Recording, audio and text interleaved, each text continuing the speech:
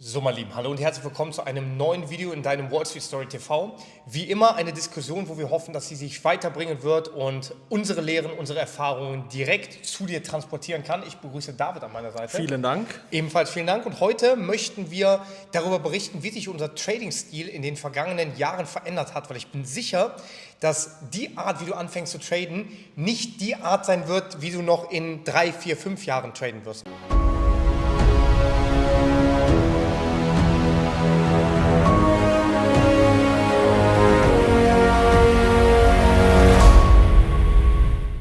Deswegen würde ich direkt gerne mal rüber zu dir gehen, David. Ich glaube, du hast ja auch eine sehr, sehr starke Veränderung in deinem Trading-Stil erfahren. Berichte uns mal darüber. Ja, auf jeden Fall. Damals bin ich halt gestartet über eine Network Marketing Company. Das war so das allererste Trading-Wissen, was ich aus dieser Academy dort rausgezogen habe. Und natürlich war das relativ anfängliche Standardlektüre. Halt kurz Charttechnik angesprochen, so die Basics mehr oder weniger. Was würdest du unter Basics verstehen? Also im Endeffekt statische Support Resistance, dynamische Support Resistance, also einmal waagerecht, einmal diagonal, diese Support und Resistance Zones, dann den ein oder anderen Indikator, der dort mit aufgeführt worden ist. Und ich muss sagen, im Verlauf der Zeit hat sich halt bei mir einiges geändert, weil du startest damit und fliegst halt erstmal aufs Maul. So, wen wundert's, ne? Das liegt jetzt vielleicht nicht unbedingt nur an den Informationen, sondern auch viel am Anfang im Kopf. Aber ich bin dann halt hergegangen und habe immer mehr Erfahrungen sammeln können und habe dann einfach für mich persönlich herausgefunden, alles klar, so ein Typ Mensch bin ich, das muss ich anpassen. Das heißt, ich war sehr, sehr ungeduldig. Das heißt, einen Trade mal über Wochen laufen zu lassen, habe ich direkt relativ zügig gemerkt, das ist nichts für mich, ich möchte rein und wieder raus. Dadurch bin ich dann irgendwann von so ein bisschen Hoffnungs-Swing-Trader rein ins Scalping reingekommen, weil ich dann einfach für mich erkannt habe, alles klar, ich bin in diesen kurzfristigen Märkten einfach viel, viel geiler unterwegs und mache da deutlich geilere Profite mit. Und vor allem, und dann gebe ich auch gleich zu dir rüber, der wichtigste Punkt ist eigentlich, mit der Zeit bin ich viel bewusster geworden. Das heißt, mir war anfangs gar nicht genau klar, was passiert, wenn ich hier auf den Button klicke und was sind die Konsequenzen im Worst Case. Das ist halt dann quasi erst mit der Zeit dazu gekommen und ja, darüber hinaus noch andere Sachen, aber ich gebe erstmal gerne zu dir rüber und dann kann ich auch weitermachen. Spannend, das Kapitel mit dem Bewusstsein. Bei mir hat sich eigentlich viel verändert, weil ich zum einen früher natürlich auch mit Standardunterstützung, Widerstand gearbeitet habe, bis ich Irgendwann habe ich verstanden, das kann nicht sein, das kann nicht hinkommen. Es kann nicht sein, dass du immer sagst, ja, ein Support- und Resistance-Level, erst zeichnest du eine Linie ein, dann sagst du, ja, okay, das ist ein Bereich.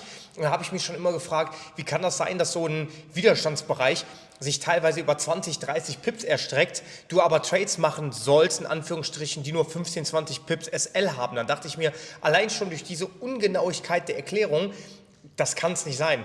Und das hat mich in der ganzen Zeit im Trading die ganze Zeit begleitet. Immer dieses, wenn etwas nicht wirklich sinnvoll für mich zu erklären ist, dann kann es auch nicht sinnvoll sein. Und da bin ich dankbar, dass ich zum Beispiel auch ein naturwissenschaftliches Studium habe. Das ist jetzt nur für mich wichtig gewesen, weil ich halt dadurch gelernt habe, Ursache-Wirkung so ein bisschen.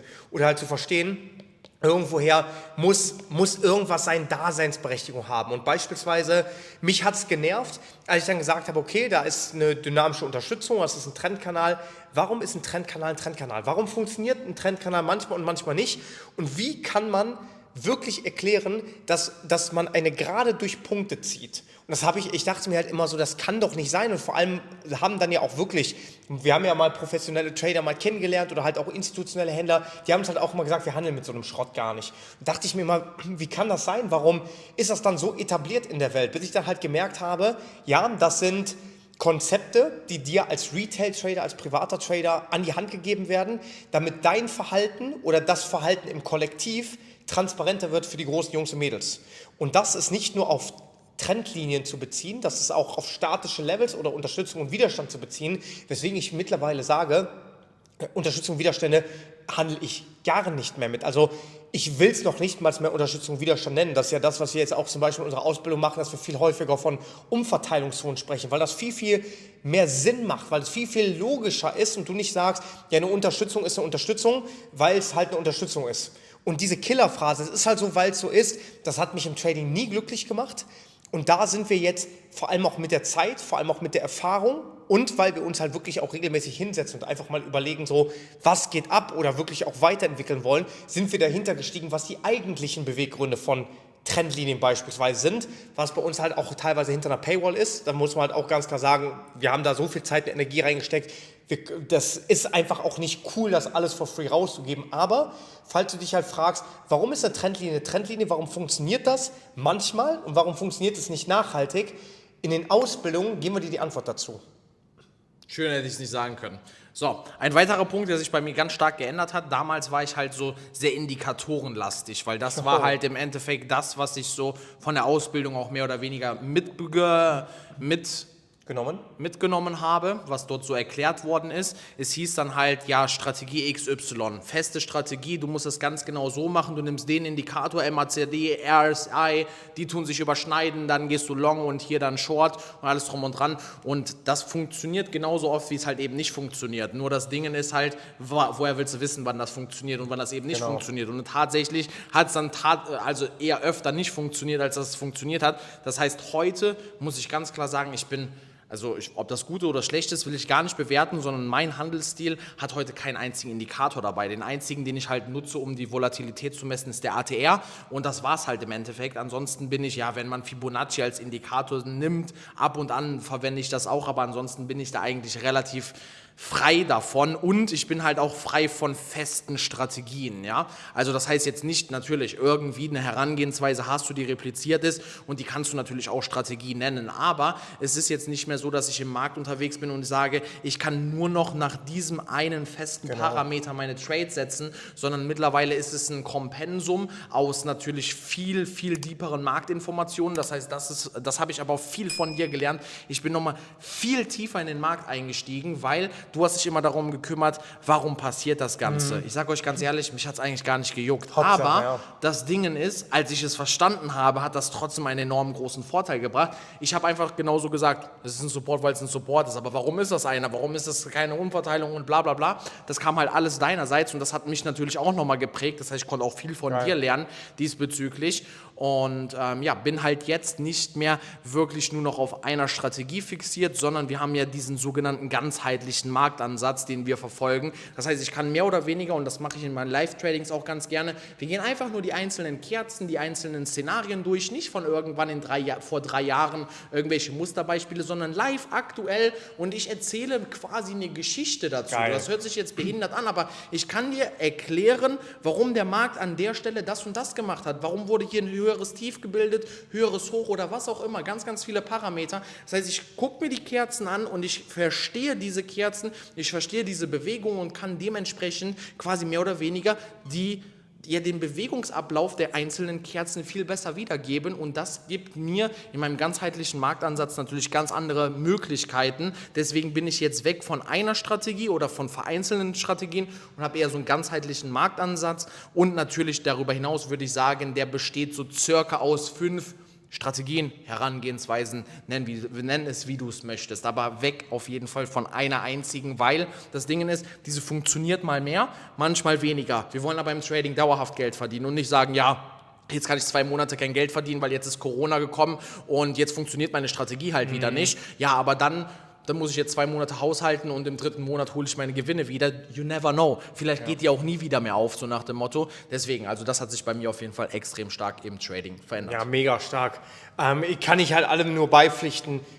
Eine Erfahrung halt ebenfalls gemacht, Indikatoren. Ich glaube, das Klassiker früher mit viel geleiteten Durchschnitten, RSI, MACD und sowas gearbeitet. Ich bin mittlerweile immer noch ein Freund davon, ab und an Indikatoren mit reinzunehmen, aber vor allem halt dann die nicht Leading- oder Lagging-Indikatoren, sondern die absolute Zahl liefern, wie zum Beispiel das Volumen, einfach um zu schauen, wo wird halt viel umgesetzt, weil im Prinzip für mich persönlich ist halt wichtig, Volumen- und Preisbewegung gibt dir einfach einen großen Aufschluss darüber, was macht das Geld in den Märkten, was bewirkt das Geld in den Märkten und das hinterlässt halt seine Fußabdrücke. Und das finde ich halt extrem spannend. Und dann kann man halt in diesem Zusammenhang deutlich besser teilweise halt auch Bewegungen einschätzen, beziehungsweise halt auch einschätzen, bis wohin der Markt möglicherweise ein Retracement zeigt. Ne, und auch absolut weg von Indikatoren, weil Punkt 1, den Indikator, den du siehst, den kann jeder andere sehen. Die Signale, die da kommuniziert werden, kann auch jeder andere handeln. Und dann kannst du dir vorstellen, wird häufig genau das Gegenteil gemacht. Beziehungsweise viele haben halt auch einfach ein falsches Verständnis von Indikatoren. Wenn wir über einen RSI sprechen, dann denken halt viele überkauft oder überverkauft. Dabei ist es halt eigentlich nur eine Beschleunigung des Marktes, was bedeutet, wenn der RSI wieder knapp unter der 80er-Grenze ist und trotzdem im Aufwärtstrend ist, wenn das Sentiment super short ist, dann geht das Ding weiter nach oben. Weißt du, da ist wieder noch mehr Platz nach oben so gesehen. Die Erfahrung wirst du aber alle mit der Zeit selber machen, aber komplett raus aus Indikatoren und für mich persönlich in die höheren Zeiteinheiten, weil ich dadurch halt einfach meine Einstiege so ein bisschen mehr durch so ein Dollar-Cost-Average halt auch sauber halten kann. Und ja, das ist eigentlich die Magie dahinter. Ja, 100%. Ich habe meinerseits auch fast gar nichts mehr diesbezüglich zu sagen. Halt eine Sache vielleicht nur noch, man sollte sich halt jetzt wirklich, wenn du heute eine Strategie mit an die Hand gegeben bekommst, die nur aus Indikatoren besteht, ich kann jetzt schon zu 99% garantieren, dass die halt failen wird. Ja, die wird halt failen, egal welchen XYZ Indikator du benutzt, von wem auch immer. Der könnte von Elon Musk sein, der wird halt auch nicht funktionieren. Denn wenn der funktionieren würde, würde das die Runde machen und dann würden alle danach handeln. Und wenn alle wiederum danach handeln würden, dann wird es halt auch wiederum nicht funktionieren. Das heißt, wir müssen halt einfach so ein bisschen verstehen, warum das Ganze so ist. Und ja, deswegen einfach frei von Indikatoren trade ich persönlich.